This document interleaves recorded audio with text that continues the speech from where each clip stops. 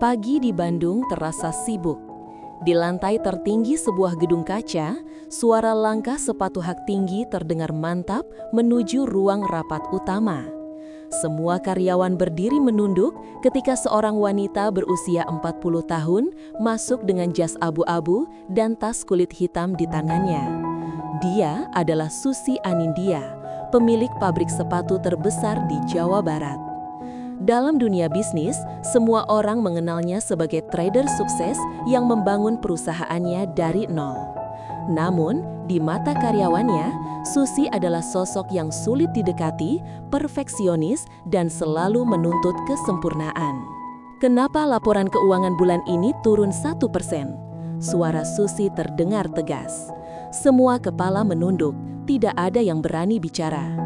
Siapa yang tanggung jawab? Lanjutnya. Seorang manajer muda mencoba menjelaskan, tapi Susi langsung memotong. Alasan, saya tidak mau alasan, saya mau hasil. Kalimat itu membuat ruangan kembali sunyi. Setelah rapat selesai, Susi duduk di ruang kerjanya yang luas. Dinding kaca memperlihatkan pemandangan kota. Di atas meja, deretan piala dan sertifikat penghargaan tertata rapi. Semua itu simbol kerja kerasnya selama bertahun-tahun. Ia menghela napas. Dunia ini tidak menghargai yang lemah, gumamnya pelan. Telepon berdering, sekretarisnya, Rani, masuk sambil membawa map. Bu Susi, ada pelamar baru untuk posisi staf produksi, namanya Yuda. Susi tidak menoleh. Lulusan mana? Tidak ada data universitas, Bu, tapi katanya punya pengalaman panjang di industri sepatu. Pengalaman panjang tanpa ijazah? Lucu sekali. Suruh ARD tetap wawancara, tapi jangan berharap tinggi. Hari itu berjalan seperti biasa. Susi meninjau produksi di pabrik, memeriksa kualitas sepatu, dan memberi arahan dengan nada tinggi. Para karyawan langsung diam setiap kali ia datang. Semua takut salah bicara. Sore hari, Susi pulang ke rumah besarnya di kawasan elit. Rumah itu megah tapi sepi. Ia makan malam sendirian sambil menatap layar laptop, memantau grafik saham. Ponselnya berdering, panggilan dari ibunya di Bandung. "Sus, kapan pulang? Mama rindu." Suara ibunya lembut. Susi menjawab cepat, "Lagi sibuk, Mah, nanti kalau sempat." Ia menutup telepon tanpa menunggu balasan. Setelah makan malam, Susi duduk di balkon rumahnya. Dari jauh terlihat lampu kota. Ia membuka galeri ponselnya, melihat foto-foto masa lalu. Dirinya waktu muda bersama ayah yang kini sudah tiada. Wajahnya berubah lembut beberapa detik. Lalu ia menutup layar dan kembali ke ekspresi tegas. Keesokan paginya, wawancara calon staf produksi dimulai. Ruang HRD cukup ramai. Beberapa pelamar duduk menunggu giliran. Saat nama Yuda dipanggil, semua mata menoleh. Pria itu datang dengan kemeja putih sederhana dan tas ransel hitam. Rambutnya sedikit beruban, tapi wajahnya tenang. HRD memberi isyarat agar Yuda masuk ke ruang rapat kecil, tempat Susi ikut mengamati wawancara akhir. "Silahkan duduk," kata Susi tanpa senyum. Yuda menunduk hormat. "Terima kasih, Bu." Susi menatap berkas lamaran yang hanya berisi pengalaman kerja dan beberapa catatan proyek lama. "Tidak ada data pendidikan tinggi?" tanyanya. Yuda menjawab pelan. "Tidak, Bu, tapi saya belajar langsung di lapangan selama lebih dari 20 tahun. Susi tersenyum tipis. "Jadi, Bapak merasa pengalaman bisa menggantikan pendidikan?" Yuda menatap tenang. "Saya percaya keduanya penting, Bu. Tapi pengalaman membuat saya tahu cara menghadapi kenyataan." Suasana sempat hening.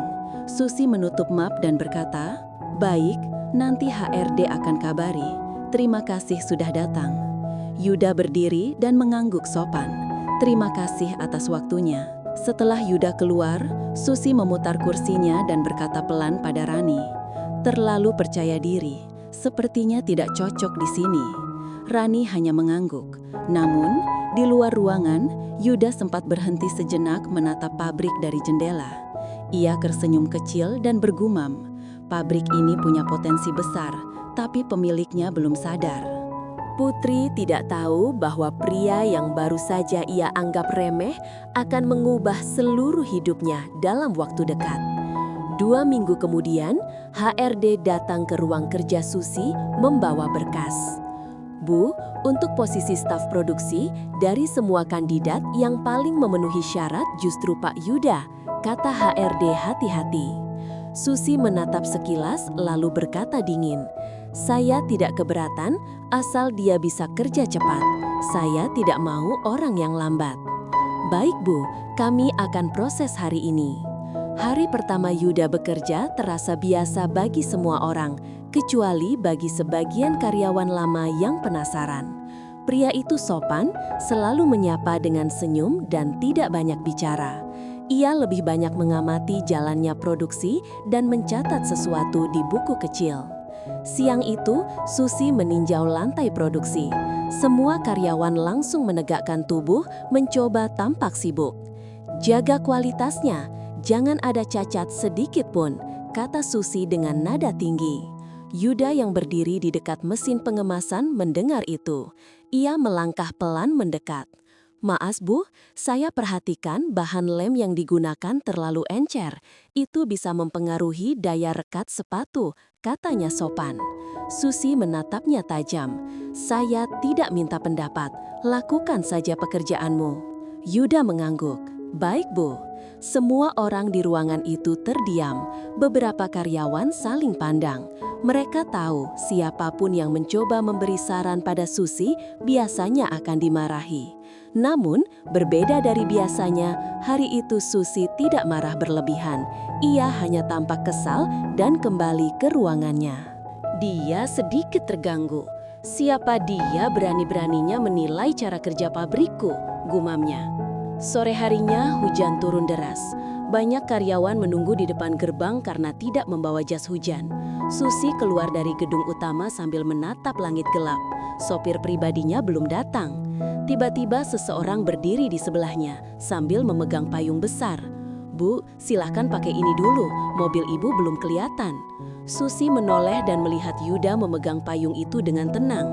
Ia ragu sejenak, tapi akhirnya berjalan di bawah payung yang sama. "Terima kasih," ucapnya singkat. "Tidak masalah Bu," jawab Yuda dengan suara tenang. Mereka berjalan menuju area parkir. Udara dingin membuat suasana hening. Susi melirik sekilas, melihat wajah Yuda dari samping. Pria itu terlihat sederhana, tapi caranya berbicara selalu sopan dan mantap. "Kenapa kamu mau kerja di sini?" tanya Susi tiba-tiba. Yuda tersenyum kecil.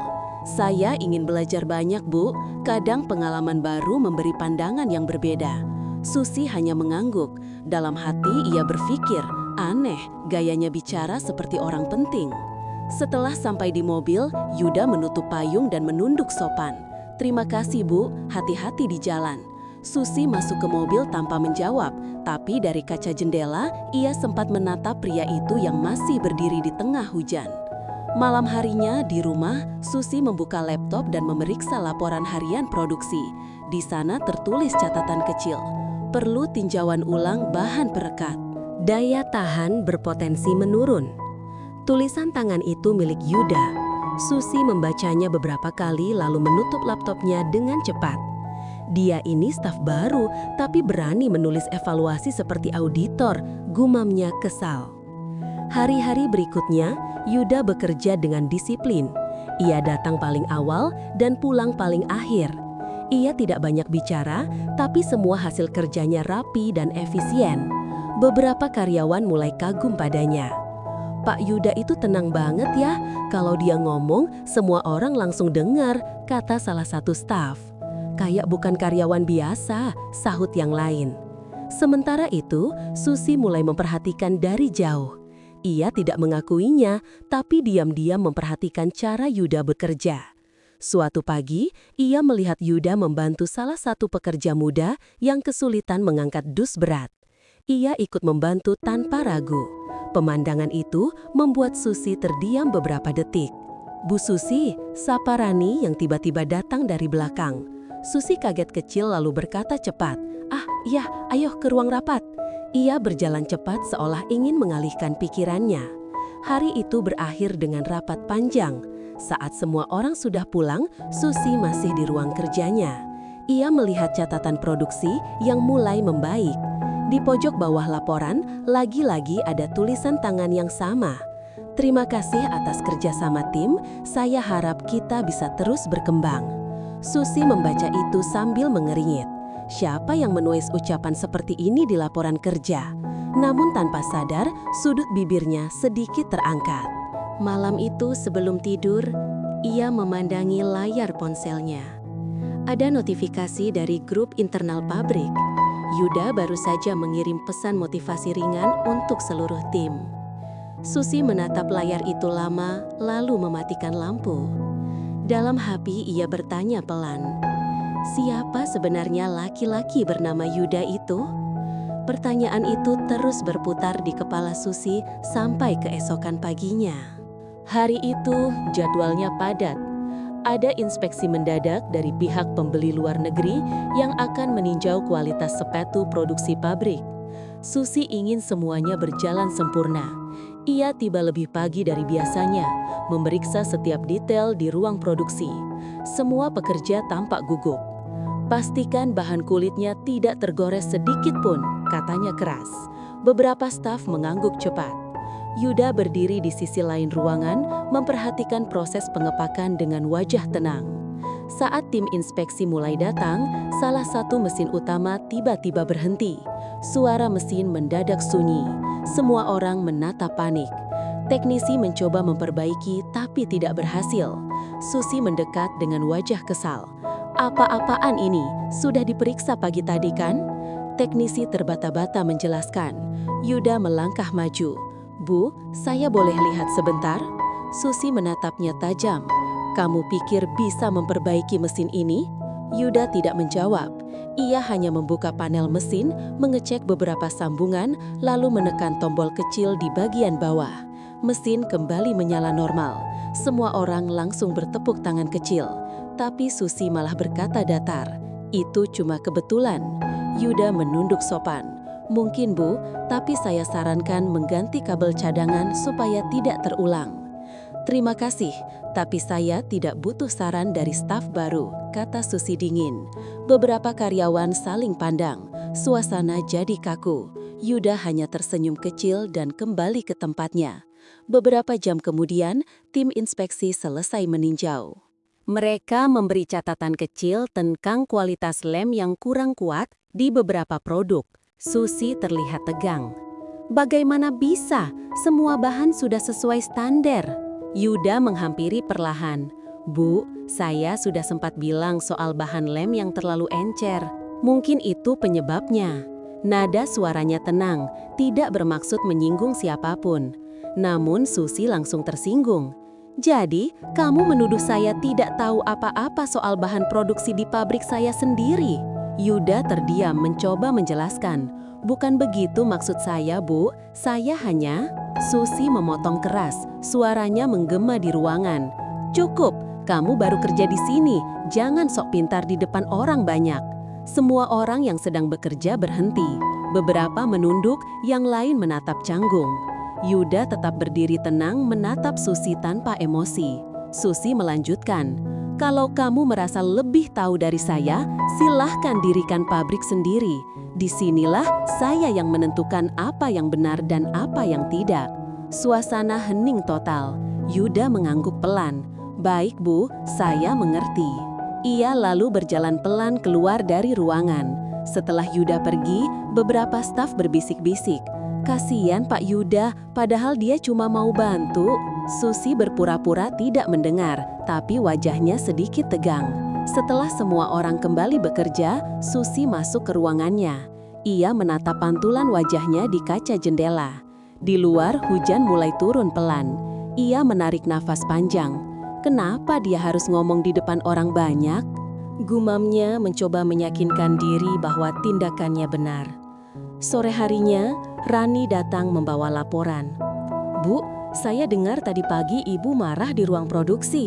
Susi menjawab cepat. Itu karena dia melewati batas. Rani menatap hati-hati. Tapi sepertinya Pak Yuda tidak bermaksud menentang, Bu.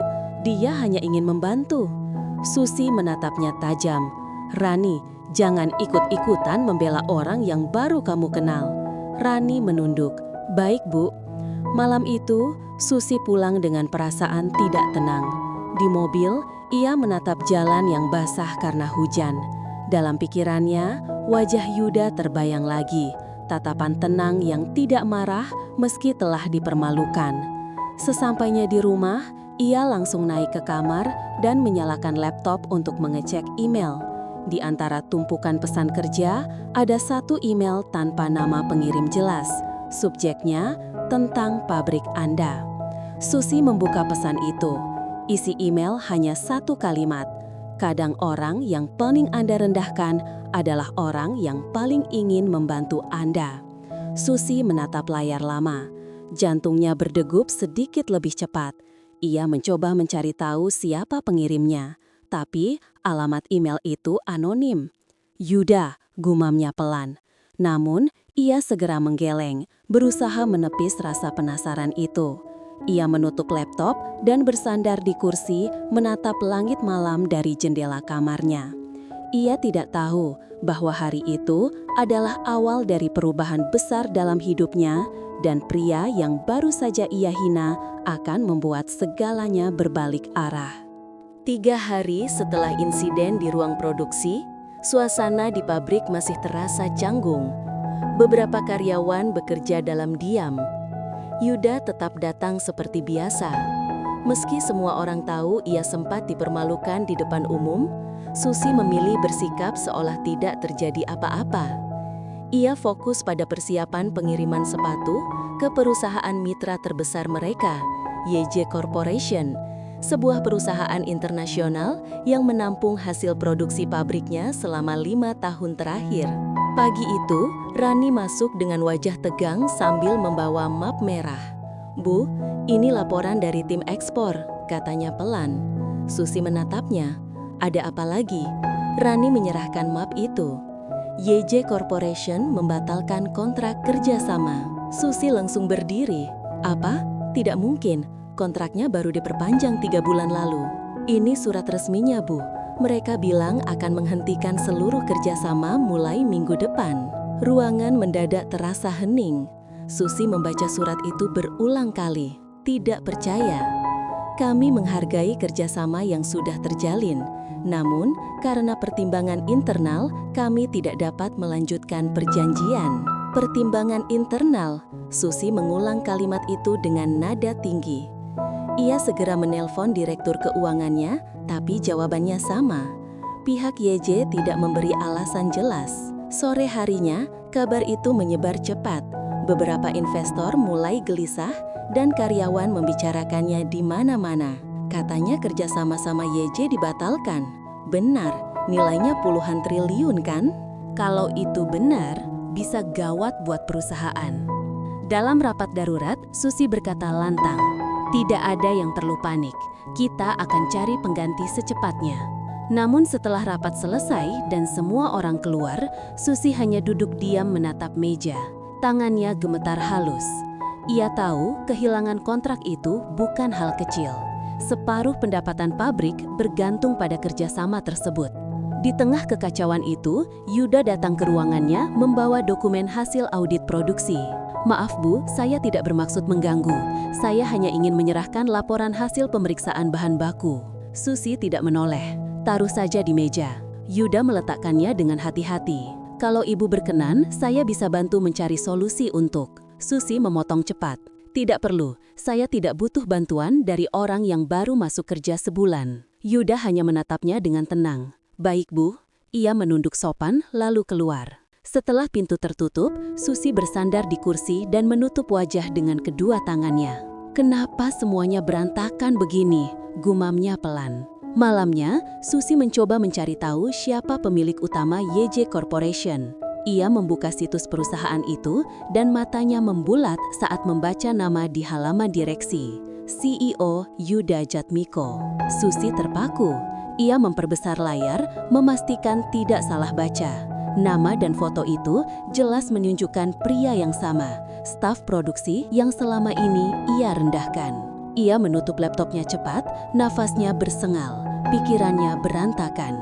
Tidak mungkin. Itu pasti kebetulan, katanya, berusaha menenangkan diri.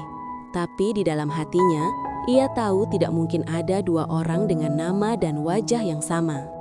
Keesokan harinya, Susi masuk kantor lebih pagi.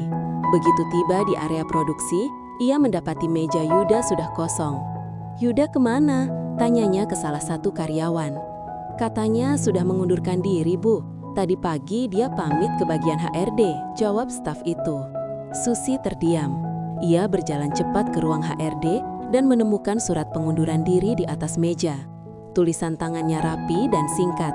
"Terima kasih atas kesempatan yang Ibu berikan. Semoga pabrik ini terus berkembang." Susi memegang surat itu lama. Matanya tak beranjak dari tanda tangan di bawahnya. Yuda Jatmiko. Satu persatu potongan kejadian muncul di pikirannya. Tatapan tenang Yuda, saran-saran yang dulu ia abaikan, dan kata-kata sopan yang tidak pernah berubah meski ia dimarahi. Siang itu kabar resmi datang lewat email dari YJ Corporation. "Kami mengonfirmasi bahwa keputusan pembatalan kontrak berasal langsung dari CEO kami, Bapak Yuda Jatmiko." Susi menatap layar itu tanpa suara. Ia merasa seperti kehilangan udara. Baru kali ini, ia benar-benar menyadari harga dari kesombongan yang selama ini ia pelihara. Di luar hujan turun deras. Ia berdiri di dekat jendela, melihat para karyawan berlarian mencari tempat teduh. Dalam pikirannya, hanya satu kalimat yang terulang. "Aku sudah menghina orang yang selama ini menolongku." Kalimat itu terus terngiang di kepala Susi sepanjang malam. Ia tidak bisa tidur. Ia menatap layar laptop yang masih menampilkan email pembatalan kontrak dari Yuda Jatmiko. Setiap kali membaca nama itu, dadanya terasa sesak. Keesokan paginya, Susi datang ke pabrik dengan wajah lelah. Ia langsung mengumpulkan tim manajemen. "Kita harus cari jalan keluar secepatnya," katanya tegas, berusaha terdengar kuat. Namun nada suaranya tidak setegas biasanya. Direktur keuangan mengangkat tangan pelan. "Bu, tanpa kontrak YJ, pemasukan kita turun 60%. Banyak vendor mulai menunda kerjasama. Mereka menunggu kepastian dari pusat distribusi." Susi menatapnya lama. "Kita tidak bisa diam. Cari kontrak baru, tawarkan ke perusahaan lain. Saya akan urus presentasinya sendiri." Semua orang mengangguk, tapi raut wajah mereka ragu. Setelah rapat, Susi kembali ke ruangannya. Ia menatap kursi kosong yang dulu sering diduduki Yuda saat menyerahkan laporan. Ada rasa aneh di dadanya, semacam penyesalan yang tidak bisa dijelaskan. Siang itu Rani datang membawa kabar. "Bu, ada yang ingin menemui Ibu di lobi?" "Siapa?" "Sopir dari YJ Corporation." Susi menatapnya heran. "Sopir?" "Iya, namanya Rafa." Susi berpikir sebentar lalu mengangguk, suruh naik. Beberapa menit kemudian pintu diketuk. Seorang pria muda berjaket hitam masuk dengan senyum ramah. "Selamat siang Bu Susi, nama saya Rafa, sopir pribadi Pak Yuda." Susi menatapnya hati-hati. "Ada keperluan apa?" Rafa menunduk sopan. "Saya diutus Pak Yuda untuk mengantar dokumen akhir kerjasama sekaligus menyampaikan pesan." "Pesan apa?" Rafa membuka map dan menyerahkan selembar kertas. Di atasnya tertulis tulisan tangan Yuda, "Saya berharap Ibu bisa terus maju dengan cara Ibu sendiri. Jangan biarkan satu kesalahan membuat semua kerja keras hilang." Susi terdiam. Ia membaca ulang tulisan itu beberapa kali. Rafa melanjutkan, "Pak Yuda tidak marah, Bu. Dia bilang Ibu orang yang kuat, hanya perlu sedikit waktu untuk melihat dari sisi lain." Kalimat itu membuat Susi tertegun. Ia tak menyangka, setelah semua yang ia lakukan, Yuda masih berbicara dengan nada sebaik itu. "Dia benar-benar menulis ini?" tanya Susi pelan. Rafa mengangguk. "Iya, Bu. Bahkan sebelum beliau memutuskan kontrak, beliau sempat bilang kalau beliau kagum dengan dedikasi Ibu." Susi tidak tahu harus menjawab apa. Ia hanya mengucap pelan, "Terima kasih sudah menyampaikan." Rafa menunduk. "Sama-sama, Bu. Kalau Ibu butuh bantuan untuk komunikasi dengan pihak YJ, saya bisa bantu mengatur pertemuan." Susi menatap Rafa beberapa detik. "Kau masih bisa membantu meski bukan urusanmu." Rafa tersenyum. "Saya hanya menjalankan apa yang menurut saya benar." Setelah Rafa pergi, Susi duduk lama di kursinya. Tatapannya kosong. Dalam hati, ia tahu satu-satunya cara untuk memperbaiki semuanya adalah menurunkan egonya dan menemui Yuda secara langsung. Malamnya, Susi berangkat ke Jakarta. Ia mencari alamat kantor pusat YJ Corporation. Saat sampai di lobi, resepsionis menatapnya sopan tapi tegas. "Maaf, Ibu tidak ada jadwal janji temu dengan Pak Yuda. Saya hanya ingin bertemu sebentar. Tolong sampaikan Susi dari Bandung ingin bicara langsung."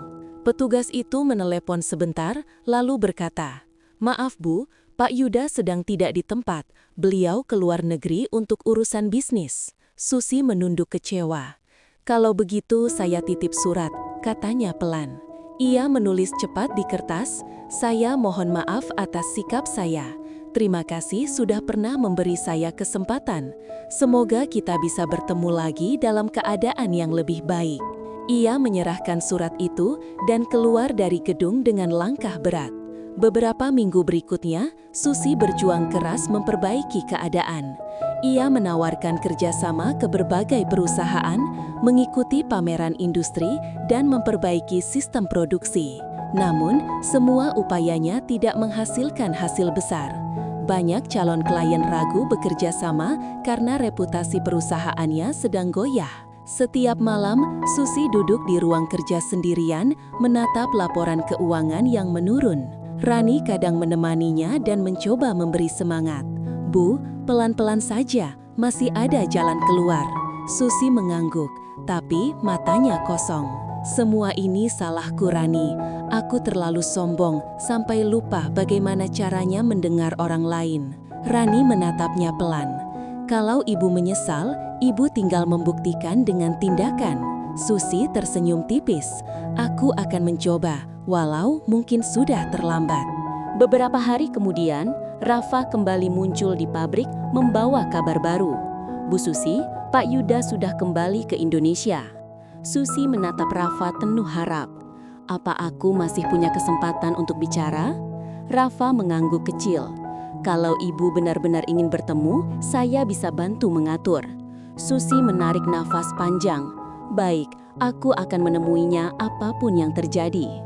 Namun sebelum Rafa sempat menjawab, suara telepon di meja Susi berdering keras. Rani mengangkatnya, lalu menatap cemas. "Bu, barusan salah satu investor besar menarik dananya." Susi menatap Rani dengan wajah pucat. Rafa menatap keduanya pelan dan berkata, "Sepertinya waktu Ibu tidak banyak." Kalimat dari Rafa itu terngiang di kepala Susi lama setelah telepon ditutup. Hari itu suasana di pabrik benar-benar tegang. Investor utama resmi menarik dananya. Beberapa karyawan mulai khawatir. Sebagian bahkan mengirim surat pengunduran diri karena takut perusahaan akan bangkrut. Susi berusaha menenangkan mereka, tapi hatinya sendiri tidak tenang. Sore hari, ia duduk di ruang kerjanya sambil menatap papan perencanaan. Angkanya tidak lagi menunjukkan pertumbuhan, hanya tanda minus di beberapa kolom. Rani masuk dengan wajah cemas. "Bu, kita harus segera cari solusi. Kalau 2 minggu lagi tidak ada pemasukan tambahan, kita bisa kesulitan membayar produksi." Susi mengangguk pelan. "Aku tahu, Rani, tapi semua jalan sudah aku coba." "Bagaimana dengan bantuan dari YJ Corporation?" Susi menghela nafas. "Mereka tidak akan menolong lagi. Aku sendiri yang merusaknya." Tiba-tiba pintu diketuk. Rafa muncul di ambang pintu membawa 2 gelas kopi. "Saya pikir Ibu belum makan siang," katanya ramah. Susi memandangnya lelah. "Kamu masih sempat mengurus hal kecil seperti ini di tengah kekacauan." Rafa tersenyum. Kadang hal kecil bisa menenangkan pikiran besar. Susi menerima kopi itu tanpa bicara. Mereka duduk berhadapan dalam diam beberapa saat. Rafa lalu berkata, "Kalau boleh saya jujur, Pak Yuda sebenarnya masih menghargai Ibu. Beliau sering bilang, Ibu adalah orang paling berani yang pernah bekerja sama dengannya." Susi menunduk. "Berani? Aku malah merasa bodoh." "Tidak, Bu. Orang bodoh tidak berani mengambil resiko sebesar itu.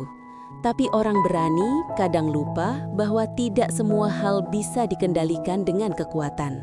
Susi terdiam lama. Rafa melanjutkan, "Kalau Ibu izinkan, saya ingin bantu. Saya kenal beberapa pengusaha lokal yang mungkin tertarik membeli produk ibu. Tidak sebesar YJ, tapi cukup untuk menjaga produksi tetap berjalan. Susi menatapnya ragu. Kenapa kamu mau repot-repot bantu aku? Rafa tersenyum kecil. Karena saya tahu bagaimana rasanya melihat seseorang kehilangan segalanya hanya karena tidak punya teman di sisinya. Kalimat itu membuat Susi menunduk. Ada rasa hangat yang belum pernah ia rasakan sebelumnya. Baiklah, katanya akhirnya, kita coba caramu. Beberapa hari berikutnya, Rafa benar-benar membantu. Ia mengatur pertemuan dengan beberapa pengusaha kecil dan koperasi daerah.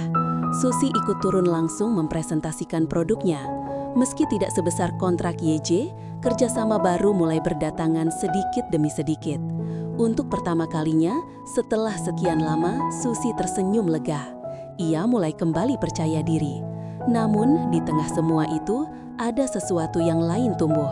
Rasa nyaman setiap kali Rafa ada di dekatnya. Suatu sore, setelah pertemuan dengan salah satu koperasi, hujan turun deras. Susi dan Rafa menunggu di teras gedung. Rafa memegang payung besar dan berkata, "Ayo Bu, mobil sudah di depan." Mereka berjalan di bawah payung yang sama. Langkah mereka pelan, hujan turun lembut.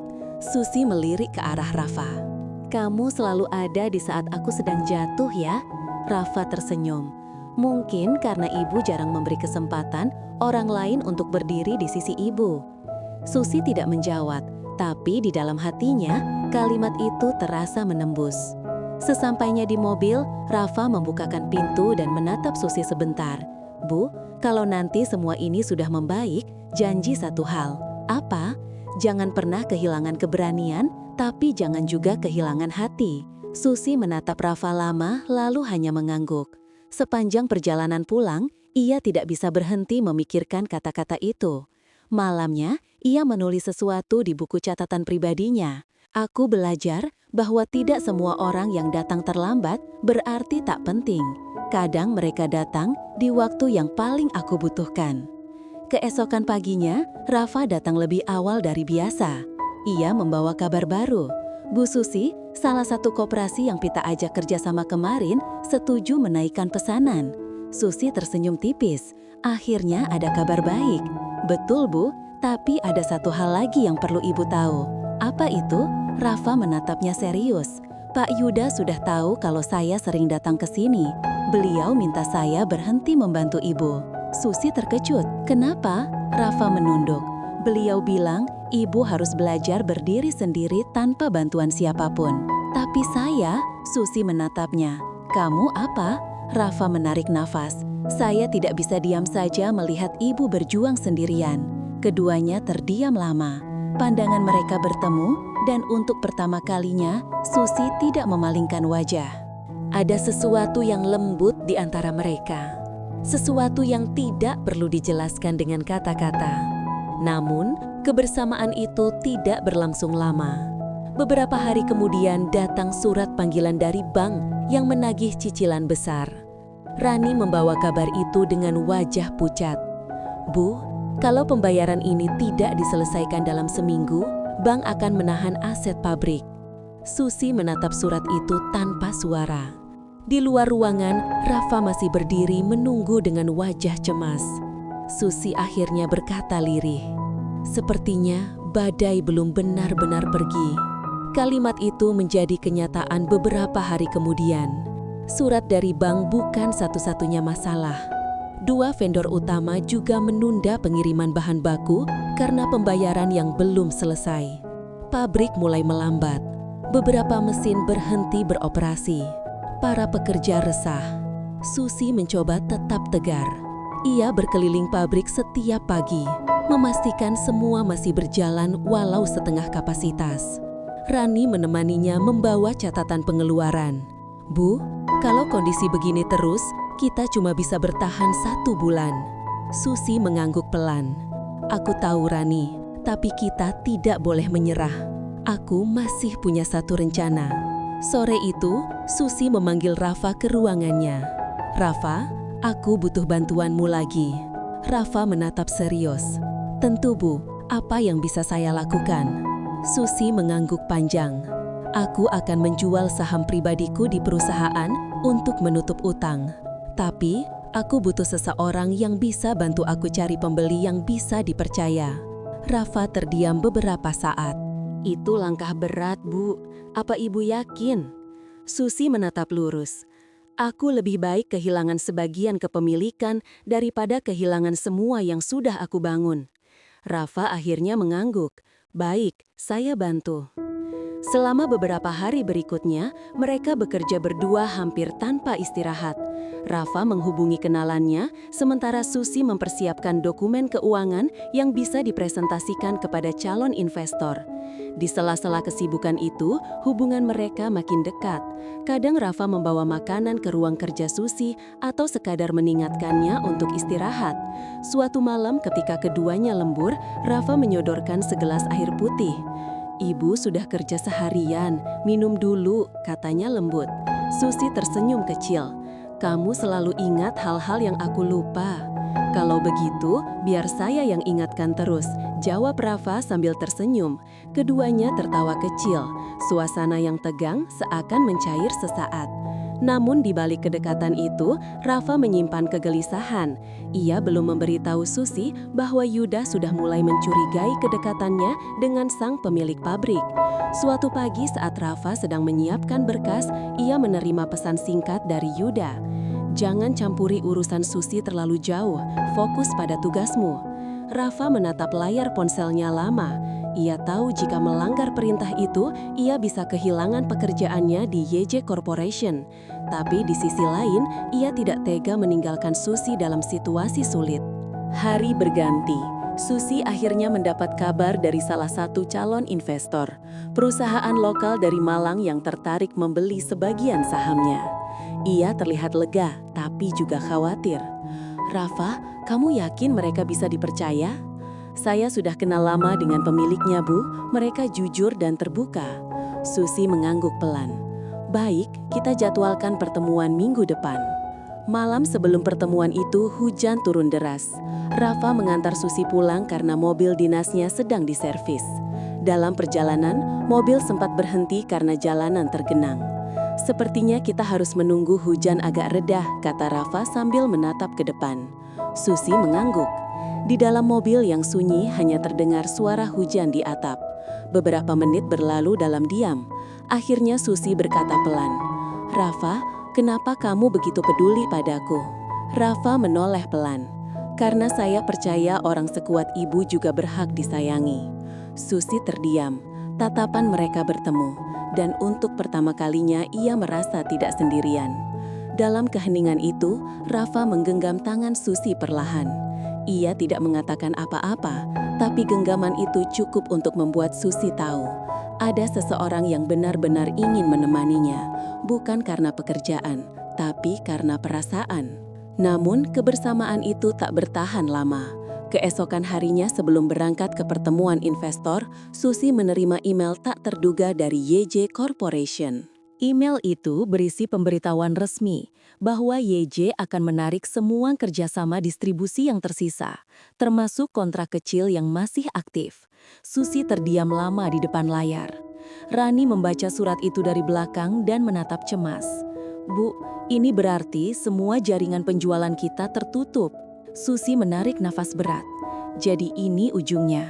Rafa datang beberapa menit kemudian dan langsung menyadari suasananya. Ia menatap layar laptop itu dan wajahnya berubah tegang.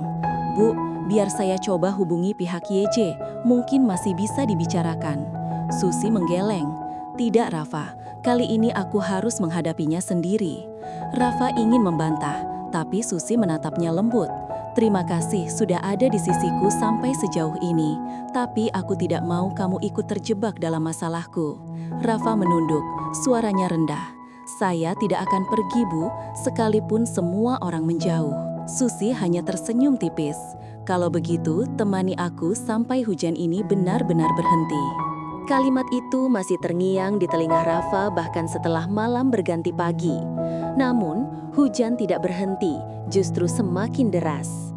Dalam hitungan hari, keadaan perusahaan Susi benar-benar memburuk. Semua kerjasama yang tersisa resmi dibatalkan. Bank mulai mengirim peringatan terakhir. beberapa bagian pabrik terpaksa ditutup untuk sementara waktu. Pagi itu, Susi berdiri di depan ruang produksi yang kini sepi. Dulu, tempat ini penuh suara mesin dan tawa karyawan, tapi sekarang hanya ada bunyi angin menerpa atap seng. Rani mendekat perlahan. "Bu, kita sudah coba semuanya. Mungkin sudah saatnya kita hentikan dulu operasionalnya." Susi menatap lantai pabrik dengan pandangan kosong. "Aku tidak mau menyerah. Ini bukan cuma bisnis, ini hidupku." Rani diam. Ia tahu betapa keras kepala bosnya itu. Sore hari, Rafa datang membawa kabar yang membuat suasana semakin berat. "Bu, saya baru saja dihubungi oleh Pak Yuda." Susi menoleh cepat. "Apa katanya?" Rafa menunduk pelan. Beliau ingin bertemu dengan ibu secara langsung. Tapi apa? Pertemuan itu bukan untuk memperbarui kontrak. Beliau ingin membicarakan rencana pengambil alihan penuh aset perusahaan. Susi menatap Rafa lama, matanya perlahan memerah. "Jadi, dia ingin membeli semua hasil kerja kerasku." Rafa tidak menjawab. Ia hanya menunduk, memberi tanda bahwa berita itu benar. Susi tertawa pelan, tapi suaranya getir. "Lucu ya, aku menghina dia karena kukira dia hanya karyawan biasa. Sekarang, dia datang sebagai orang yang akan mengambil semuanya dariku." Rafa mencoba menenangkan. "Bu, mungkin niat beliau tidak seburuk itu." Susi menatapnya tajam. "Rafa, jangan membelanya kali ini. Aku yang salah, aku yang harus hadapi." Malam itu, Susi memutuskan pergi sendirian ke hotel tempat Yuda menginap. Ia ingin menyelesaikan semuanya secara langsung. Rafa berusaha mencegahnya, tapi Susi bersikeras. "Aku harus bicara sendiri. Ini tanggung jawabku." Sesampainya di hotel, Susi diterima oleh asisten Yuda dan diarahkan ke ruang pertemuan pribadi. Tak lama kemudian, Yuda masuk dengan setelan abu-abu rapi. Mereka saling menatap dalam diam. "Sudah lama, Bu Susi?" kata Yuda akhirnya. Susi mengangguk pelan. "Ya, cukup lama untuk membuatku sadar betapa bodohnya aku dulu." Yuda tersenyum tenang. "Saya tidak pernah menganggap ibu bodoh, hanya terlalu yakin bahwa dunia selalu di tangan ibu." Susi menunduk. "Sekarang dunia itu runtuh dan aku tahu siapa penyebabnya, diriku sendiri." Suasana hening sejenak. Yuda lalu menunjukkan berkas di tangannya. "Ini penawaran resmi. Jika ibu setuju menjual aset pabrik kepada kami, semua utang akan ditanggung. Pabrik tetap berjalan, karyawan tidak kehilangan pekerjaan, tapi nama ibu tidak lagi tertera di sana." Susi terdiam lama. Ia menatap kertas itu, lalu menatap Yuda. "Dan kalau aku menolak, bank akan menyita semua dalam waktu dekat. Saya hanya menawarkan jalan yang lebih baik." Susi menarik napas panjang. "Kau tahu, dulu aku merasa punya segalanya.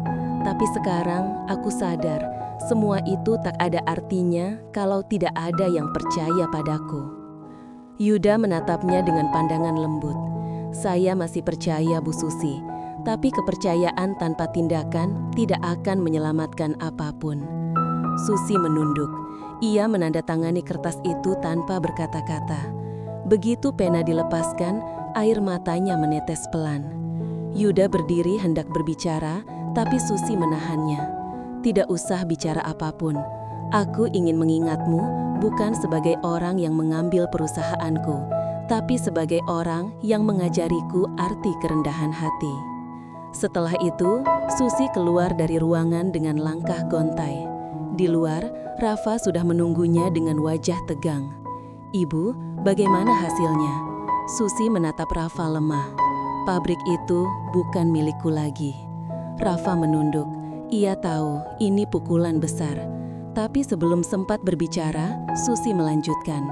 "Tapi aku masih punya sesuatu yang tidak bisa dibeli siapapun." "Apa itu, Bu?"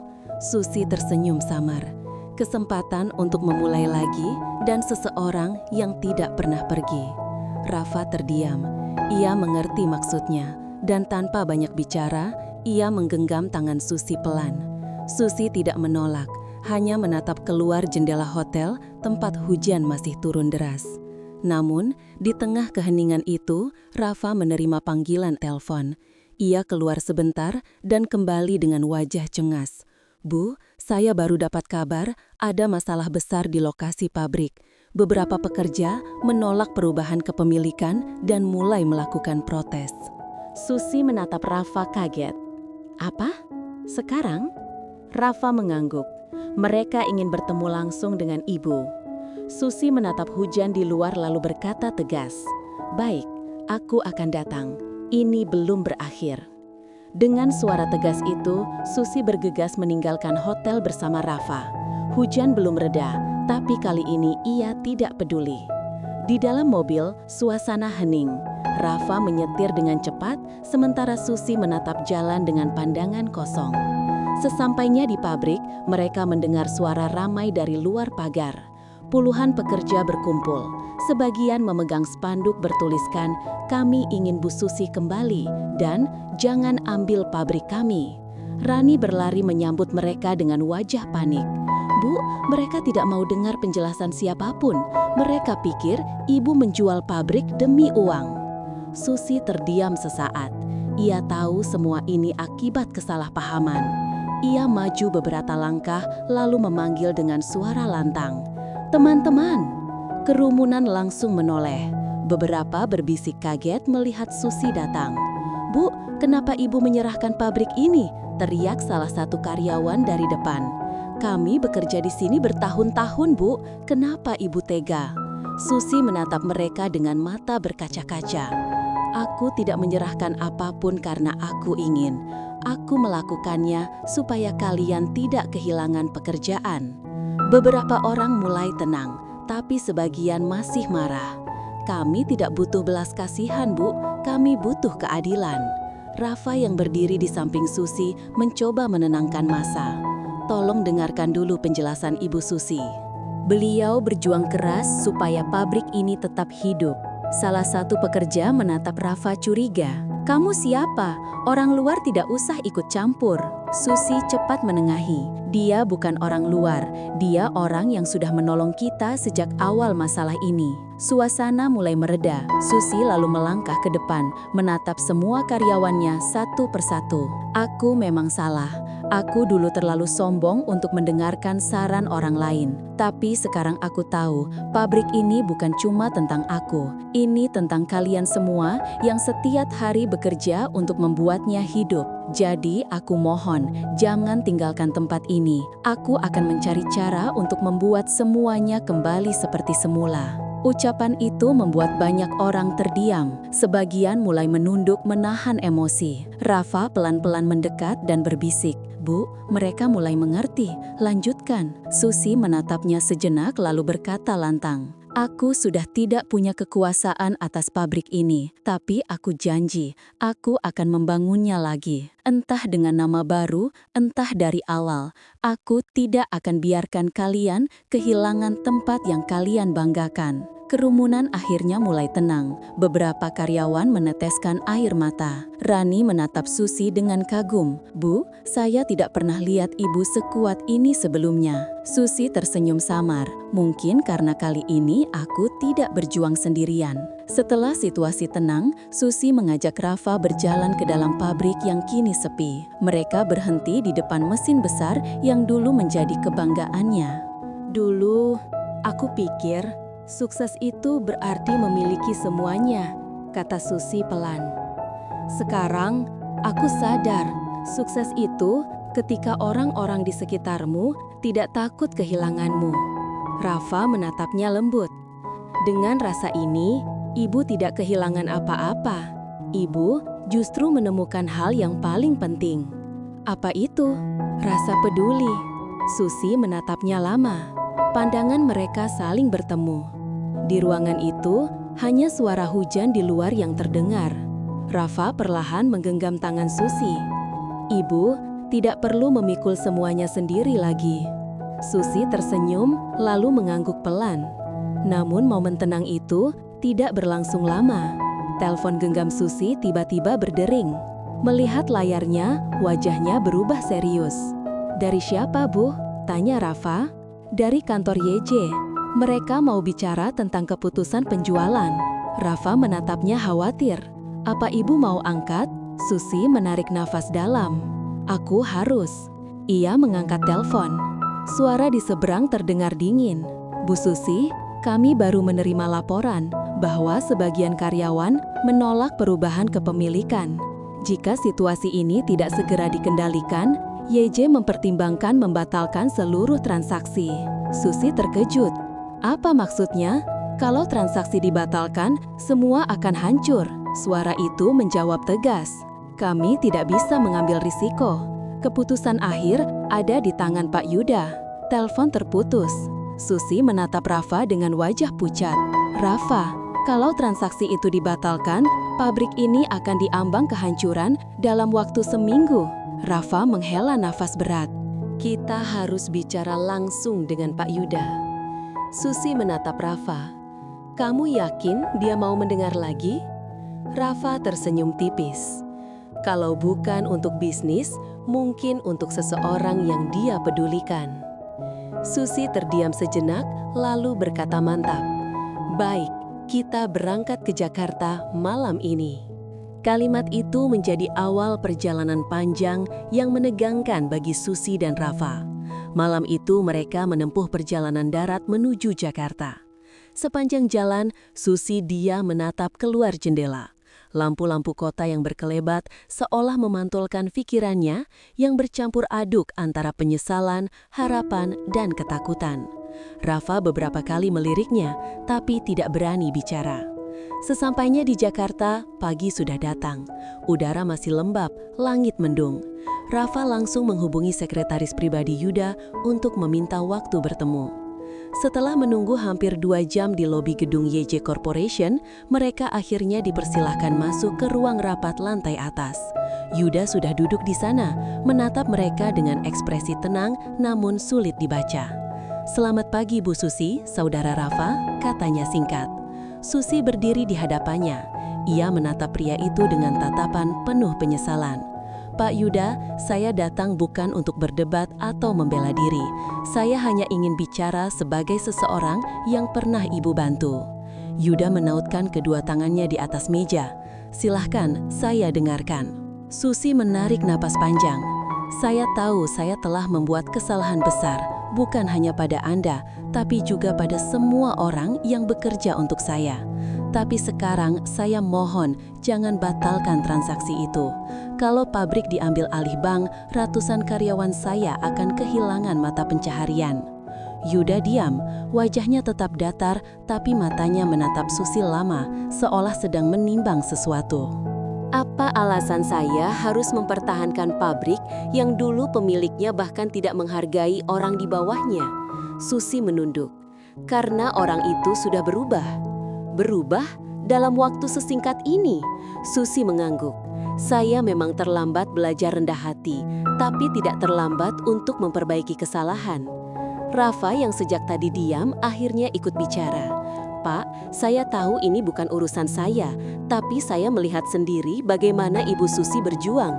Dia tidak menyerah walau kehilangan segalanya. Saya pikir itu sudah cukup membuktikan ketulusannya. Yuda memandang Rafa sebentar lalu berkata dengan nada datar, "Kau terlalu banyak campur tangan, Rafa." "Saya hanya ingin melihat keadilan, Pak," jawab Rafa tenang. Suasana ruangan menjadi tegang.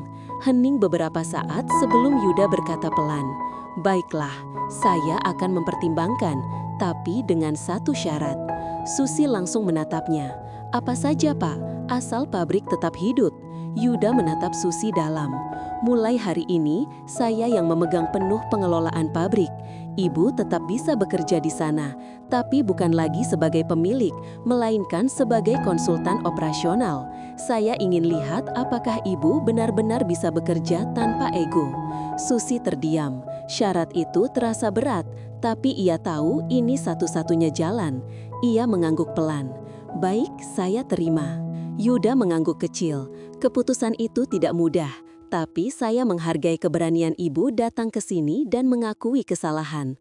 Pabrik akan tetap beroperasi." Susi menunduk lega, hampir meneteskan alih mata. "Terima kasih, Pak Yuda." Yuda berdiri menatap mereka berdua. "Rafa, bantu Bu Susi selama masa transisi. Tapi ingat, jangan sampai keputusan pribadi mengganggu profesionalitas. Rafa menunduk hormat. Baik, Pak. Setelah pertemuan selesai, mereka keluar dari gedung. Langit Jakarta tampak gelap tapi belum hujan. Susi berhenti sejenak di depan pintu keluar.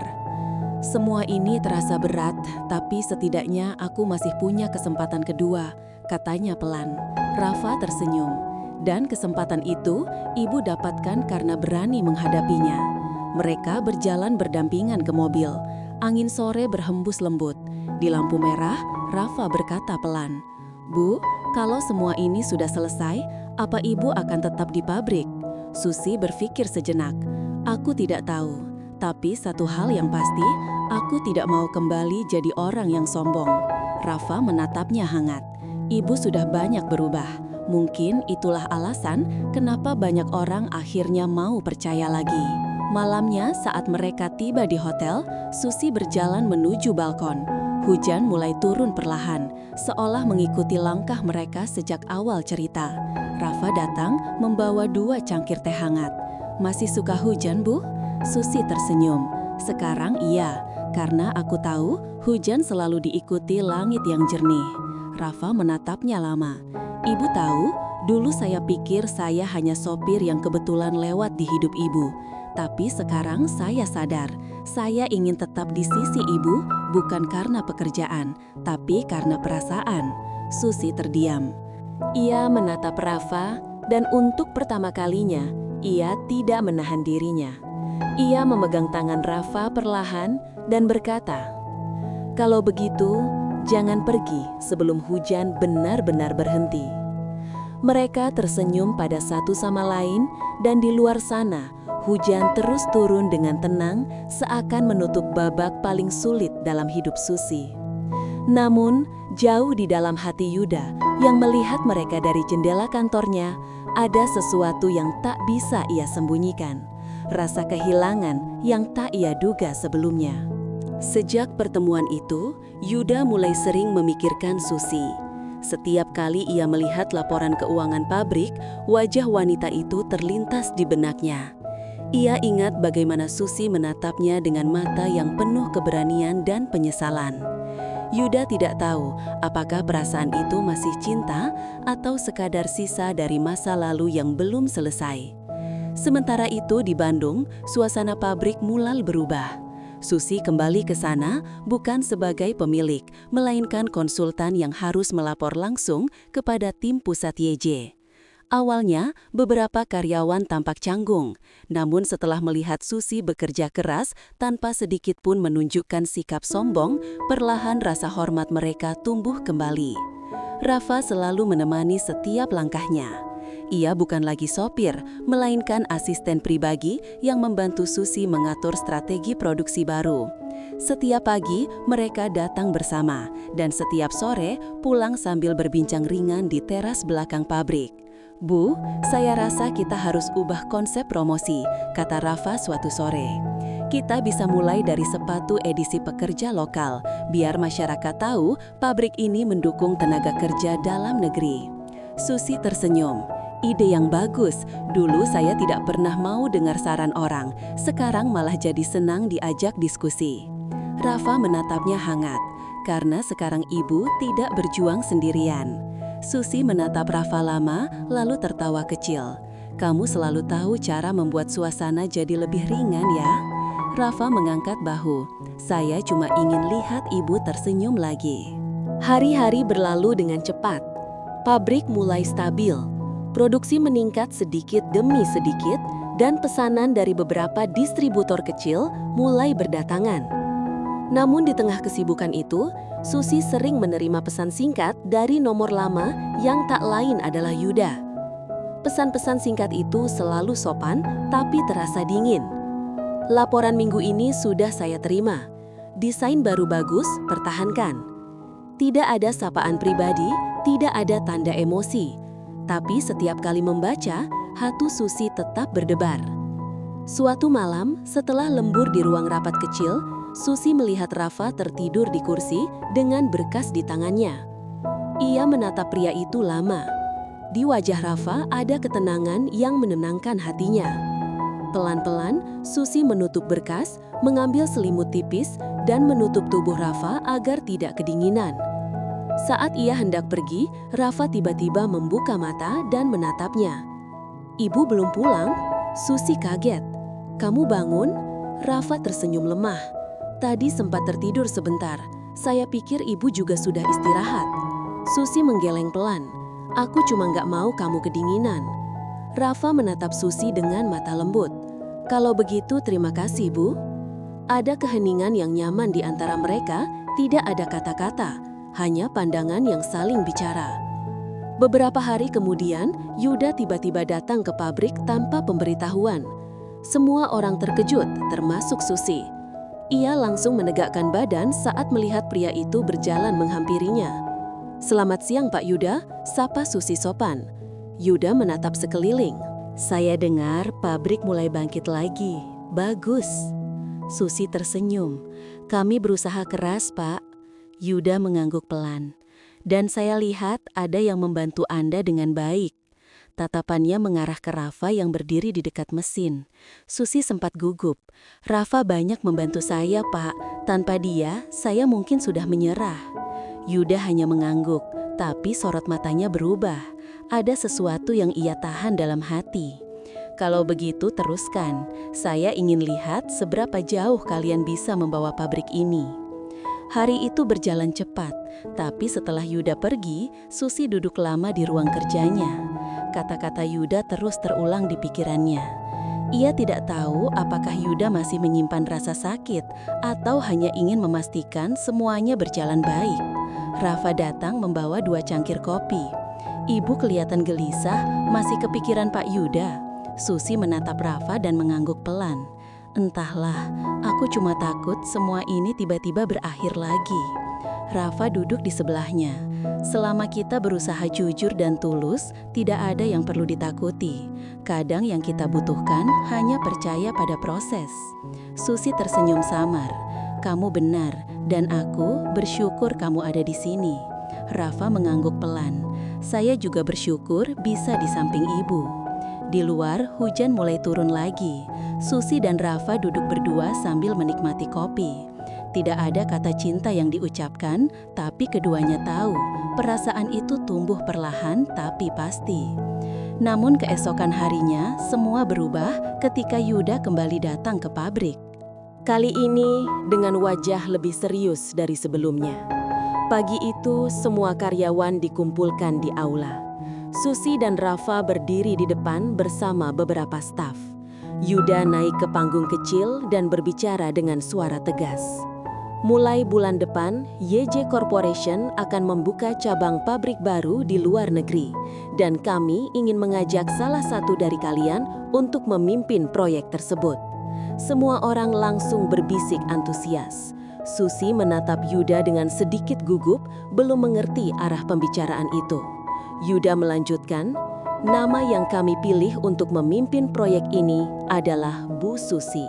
Ruangan langsung riuh tepuk tangan, tapi Susi justru terdiam. Ia menatap Yuda tidak percaya. "Pak, maksudnya saya?" Yuda mengangguk pelan. "Ya, saya ingin Anda memimpin tim ekspansi itu. Ini kesempatan besar, tapi tentu saja artinya Anda harus pindah sementara ke luar negeri." Rafa yang berdiri di sampingnya menunduk, ekspresinya sulit dibaca. Setelah acara selesai, Susi menghampiri Yuda di ruang tamu pabrik. "Pak Yuda, kenapa saya? Masih banyak orang lain yang lebih pantas." Yuda menatapnya lembut. "Karena saya tahu Anda sudah berubah. Saya ingin Anda membuktikan bahwa perubahan itu bisa membawa hasil besar." Susi menghela napas. "Tapi kalau saya pergi, bagaimana dengan pabrik ini?" Yuda tersenyum kecil. "Saya sudah pikirkan, Rafa akan menjadi penanggung jawab sementara di sini." Susi menatap Yuda lalu menatap Rafa yang baru masuk ke ruangan. "Jadi ini sudah disiapkan dari awal?" tanyanya pelan. Yuda mengangguk. "Saya ingin melihat bagaimana kalian berdua bekerja saat berjauhan. Kadang jarak justru menunjukkan seberapa kuat perasaan seseorang." Rafa menatap Susi dengan mata tenang. Kalau ini kesempatan besar, saya rasa ibu harus ambil. Susi diam beberapa saat. Ada rasa ragu yang sulit dijelaskan. Ia tahu kesempatan seperti ini tidak datang 2 kali. Tapi ia juga tahu meninggalkan Rafa bukan hal yang mudah. Malamnya, mereka berbincang di ruang kerja yang kini sepi. Hujan turun deras di luar. Sama seperti malam pertama mereka mulai dekat, Susi duduk di kursi menatap berkas kontrak di meja. Rafa berdiri di dekat jendela menatap hujan yang jatuh deras. "Aku takut," kata Susi tiba-tiba. Rafa menoleh. "Takut kenapa, Bu?" "Takut kehilangan segalanya lagi. Dulu aku sudah kehilangan pabrik, kepercayaan, dan diriku sendiri. Sekarang aku takut kehilangan seseorang yang mulai berarti untukku." Rafa berjalan mendekat, lalu duduk di kursi di hadapan Susi. "Saya tidak akan pergi kemanapun. Kalau ibu benar-benar ingin berangkat, saya akan tunggu di sini sampai ibu kembali." Susi menatap Rafa lama. "Kamu yakin?" Rafa mengangguk mantap. "Saya janji." Suasana hening, hanya suara hujan yang terdengar di luar. Susi tersenyum samar. "Kalau begitu, aku juga janji. Dan saat aku kembali nanti, aku ingin kita mulai dari awal. Bukan sebagai atasan dan bawahan, tapi sebagai 2 orang yang saling percaya." Rafa menatapnya penuh perasaan. Ia tidak menjawab dengan kata-kata, hanya mengulurkan tangan dan menggenggam tangan Susi erat-erat. Genggaman itu hangat, tulus, dan bermakna dalam. Beberapa hari kemudian, Susi resmi berangkat ke luar negeri. Seluruh karyawan melepasnya di bandara. Yuda datang memberi salam singkat, sementara Rafa berdiri sedikit di belakang, menatapnya dengan senyum yang tenang. Sebelum naik ke pesawat, Susi berjalan mendekati Rafa. "Kamu yakin mau tetap di sini?" Rafa mengangguk. "Tugas saya menjaga apa yang ibu tinggalkan." Susi tersenyum lembut. "Kalau begitu, jagalah dengan hati, bukan hanya dengan tangan." Rafa menunduk lalu menjawab pelan, "Selamat jalan, Bu Susi. Saya tunggu ibu di bawah langit yang sama." Susi menatapnya sekali lagi, lalu melangkah pergi dengan mata yang berkilat. Hujan masih turun di luar, tapi kali ini terasa berbeda. Bukan hujan yang membawa duka, melainkan hujan yang mengantarkan janji baru. 2 tahun telah berlalu sejak hari itu. Hujan kini turun lagi di Bandung, di halaman pabrik yang dulu hampir kehilangan segalanya. Rafa berdiri di depan jendela ruang kerjanya yang baru. Pabrik kini tampak jauh lebih modern, dengan gedung tambahan di sisi timur dan ratusan pekerja yang sibuk. Di dinding ruangannya tergantung papan bertuliskan "Manajer Operasional Rafa". Ia menatap halaman depan dengan senyum kecil. Meski 2 tahun terasa lama, ia masih mengingat dengan jelas janji yang pernah diucapkan Susi sebelum berangkat. "Aku akan kembali." Dan pagi itu, janji itu benar-benar ditepati. Sebuah mobil hitam berhenti di depan pabrik.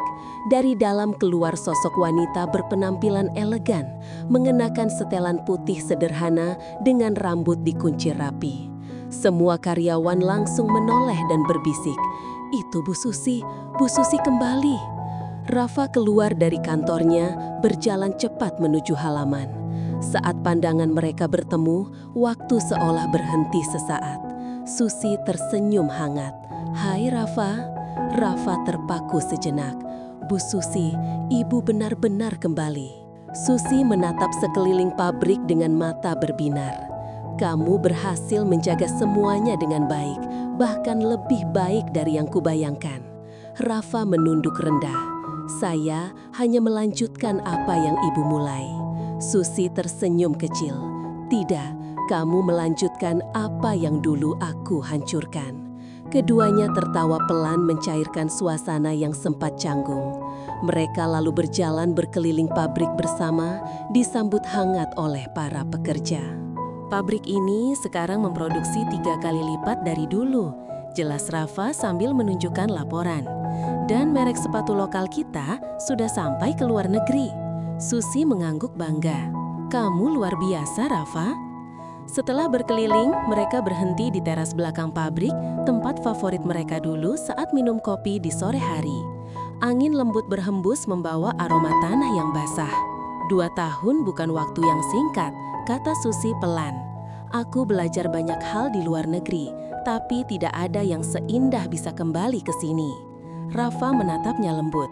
Saya tahu ibu pasti kembali. Saya percaya pada janji ibu. Susi tersenyum dan menatapnya lama. Dan aku juga percaya kamu akan tetap di sini. Rafa mengangguk. Selama pabrik ini berdiri, saya tidak akan kemana-mana. Beberapa saat kemudian, sebuah mobil lain memasuki halaman pabrik. Dari dalam keluar Yuda dengan jas hitam dan senyum tenang. Susi tampak sedikit terkejut, tapi langsung menyapanya dengan sopan. Pak Yuda, lama tidak bertemu. Yuda mengangguk kecil. Selamat datang kembali, Bu Susi. Saya dengar proyek Anda di luar negeri sukses besar. Susi tersenyum. Berkat kesempatan yang Bapak beri. Mereka berjalan bertiga menuju ruang rapat. Suasana hangat, tapi di antara mereka terasa ada sesuatu yang belum terucap. Yuda menatap Rafa dan Susi bergantian. Saya bangga, 2 orang ini membuktikan bahwa kerjasama bisa mengalahkan kesombongan dan kesalahpahaman. Rafa menunduk sopan. Kami hanya berusaha sebaik mungkin, Pak. Yuda tersenyum tipis. Dan kalian berhasil. Setelah rapat singkat selesai, Yuda berdiri dan berkata, mulai hari ini, saya ingin menyerahkan pengelolaan penuh pabrik ini kepada kalian berdua. Saya hanya akan menjadi mitra pasokan bahan. Susi terkejut. Pak, apa Bapak yakin? Yuda mengangguk. Saya sudah lama belajar dari kesalahan dan kini menebusnya dengan memberikan kepercayaan penuh. Saya tahu kalian bisa menjaga tempat ini lebih baik daripada saya. Susi tampak terharu. Terima kasih Pak Yuda, saya tidak akan menyia-nyiakannya. Yuda tersenyum hangat. Saya tahu, dan semoga kebahagiaan juga berpihak pada kalian. Setelah Yuda pergi, Susi berdiri lama di depan jendela ruang kerjanya yang dulu sempat ia tinggalkan. Rafa mendekat pelan. Bagaimana rasanya kembali, Bu? Susi menatapnya dengan mata yang hangat. Rasanya seperti pulang. Rafa tersenyum. Dan saya senang karena ibu pulang ke tempat yang ibu bangun dengan hati.